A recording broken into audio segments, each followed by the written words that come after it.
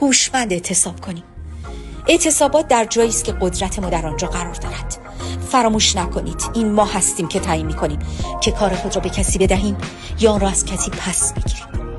در مرحله اول باید اطمینان پیدا کنیم که همه افراد یک اتحادیه از کار خود دست کشیدند و هیچ شخص دیگری نیز آن کارها را انجام نمی‌دهد. محیط کار خود را ترک نکنید. کارگران کارخانجات و پتروشیمی و معلمان محیط کار خود را ترک نکنند. در محیط کاری خود اعتصاب کنید. این گونه کارفرما مجبور است هزینه‌ای مثل انرژی و غذا را برای کارگران و کارمندان تامین کند و همچنین اتحاد و همدلی اعتصاب کنندگان به مرور بیشتر خواهد شد. از اعتصابات گزارشی تهیه کنید و ویدیوهای اعتصابات را با ذکر تاریخ در فضای مجازی و شبکه‌های خبررسانی ماهواره‌ای به اشتراک بگذارید.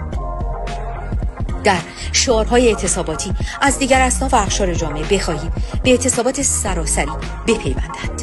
همچنین می توانید دیگر اقشاری که اعتصاب نکردند را با شعارهای مناسب درگیر شرمساری یا انفعال نمایید. عموم مردم جامعه وظیفه دارند از اعتصابات حمایت کنند. فراموش نکنید اتحاد مردمی باعث همبستگی بیشتر بین معترضین و اعتصاب کنندگانی می شود که هنوز به اعتصابات نپیوستند. با گسترش اعتصابات توان و اراده جمهوری اسلامی متزلزل خواهد شد و مردم با شجاعت بیشتری وارد میدان می شوند.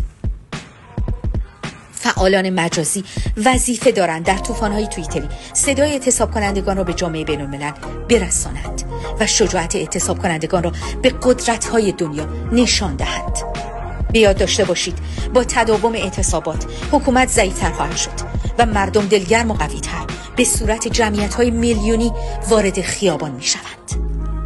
عموم مردم می توانند در حمایت از اعتصاب کنندگان به صورت اعتراضات مدنی اقدام به نپرداختن مالیات، قبوض انرژی و آب و اینترنت